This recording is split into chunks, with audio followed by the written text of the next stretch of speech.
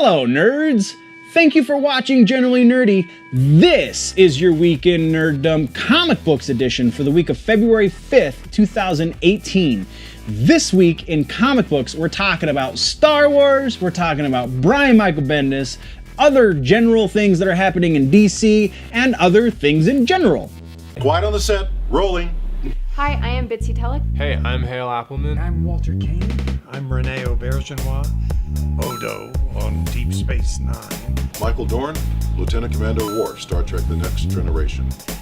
Come and see me and hear me and talk to me and listen to me talk about myself. Hey man, this is Kevin Smith, often considered generally nerdy, and you are listening to what is often considered generally nerdy. On Generally Nerdy. You're listening to Generally Nerdy. Generally Nerdy. Generally nerdy. Starting us off this week, before I forget, I have to remind you, this week's episode is brought to you by Marty Pollard, our first $5 patron over on the Patreon site. Patreon.com/generallynerdy is where you can go to contribute to this conversation. Marty has done that. This is the portion of the video that, should he have requested a topic for me to cover, that I would then cover it.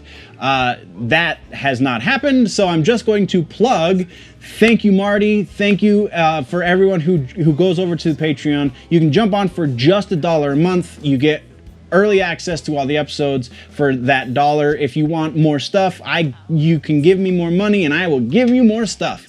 There are, at the current moment, there are 4 different tiers for you to jump on. $1, $2, $5, and $10.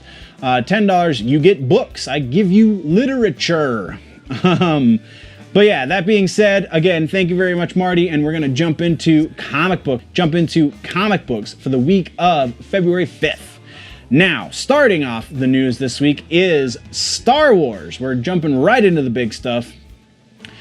We talked about a rumor about them wanting to make a comic book which Rian Johnson was going to write, and then they were going to explain themselves better than they did in the movie. Give us the reason why Holdo wouldn't tell Poe Dameron what was going on. Give us, explain certain things that some nerds were disappointed with, I guess you could say, if you want to be polite about it. So that rumor has kind of been confirmed. The Last Jedi is getting a comic book, and it will include new information. What that new information is not clear. It's not likely to be the rumored information that we talked about a couple weeks ago. It's possible though. Anything's possible because they haven't explicitly announced what the story is going to be, aside from the fact that it's going to be a companion to the movie. But it is not going to be written by Rian Johnson. The writer is Gary Whitta, and the artist is Michael Walsh. The first 2 issues are going to be available May 2nd, which we're going to talk a lot about May, because May 2nd is like 3 days before Free Comic Book Day. So we're definitely going to talk a lot about Free Comic Book Day as it gets closer. We'll talk about plans and things to expect from your Free Comic Book Day. Anyway, so yeah, that's very exciting. I'm looking forward to reading it. Star Wars The Last Jedi comic book in stores May 2nd for your first 2 issues. But that is where we're ending that one, and we're moving into the next one, and we're talking about Back to the Future. Back to the Future, huh? All right, so it's been over 30 years since we had our last Back to the Future movie. Why are we talking about it now? They're making a manga for it. The artist, the artist from One Punch Man is doing a Back to the Future manga. It's going to be overseen by Rob Gale, the co-author of the original movie from 1985. Just the original movie is what he's focusing on in the manga. Robert Zemeckis is going to be... Robert Zemeckis also did the original movie, but he has nothing to do with this. It's going to be serialized on the Kono Manga ga Sugoi website, which I will link to in the description. And then after the serial version of it has been posted to the website, then it's going to be collected in a volume set for release on April 20th. It was uncertain if that was the American release was April 20th, or if that was the Japanese release was April 20th, or if it was worldwide release on April 20th. I don't know. If I can find that out, I'll put it in the description. But yeah, super excited. I really dig One Punch Man, so the artwork is going to be great. There's art, and you're probably seeing it on the screen right now. There is some pre-done artwork so far that we have, and it's really cool. I really dig it. I mean, who can't get enough Back to the Future? Oh, and the other really cool thing about this is, while it's going to focus on the story from the first movie, it is going to incorporate the some elements from the second two movies. So, very interesting. If you like manga, check it out. If you like comics, check it out. If you like freaking Back to the Future, check it out. Also, insert... Wait, no, it's on this side. Insert card for the coverage that I did from Salt Lake Comic Con, where they were reading from Back to the Future scripts as different characters. The Twisted Tunes, it was a whole lot of fun. Anyway, we're kicking on down the road. We're moving over to Batman and Catwoman's wedding, and kind of also the DC Nation #0. What are all these things, and why am I talking about them? All right, so Batman #50 will be out July 4th. Interesting. That's Captain America, right? No. But before they walk down the aisle, things are going to get complicated. So we knew they were engaged because we talked about it before in comic books. Their wedding issue is going to be on shelves on the 4th of July. But before the 4th of July, on May 2nd, we're getting a book called DC Nation, which is a one-shot book it's kind of like previews, but it has original content in it. It's an amalgamation book that will feature a Joker story that theoretically then will lead into the Joker story that Tom King is writing. This could be it hasn't been confirmed, but it could be that's what this is. And so in this little snippet story, Joker is going to catch wind of the impending nuptials, and then he's of course going to try and stop them. And that's all we got for that. And then also in this book, there's going to be a prequel to the No Justice storyline that is going to be written by the entire writing staff: Scott Snyder, James Tynion, Joshua Williamson, and their artist for the series in No Justice, Jorge Jimenez. So that's also happening in DC Nation #0. And we're getting another Brian Michael Bendis short before he starts writing in on his the stories that he's going to be writing on. He's going to be one of their main writers. Primarily, though, he's going to be doing a short for the prequel to his Man of Steel miniseries. So Man of Steel is going to be a 6-issue arc, so a pretty short one. And the artist is Jose Luis Garcia Lopez. Will lead into, and Man of Steel is going to be a bit of a shakeup. He's going to be adding a character. We talked about it. Oh no, we haven't talked about it yet. That's the next thing on the list. DC Nation, before we move into Man of Steel, DC Nation is set to hit shelves May 5th, and it's only going to be 25 cents. Or if you want the digital version of it, it's free.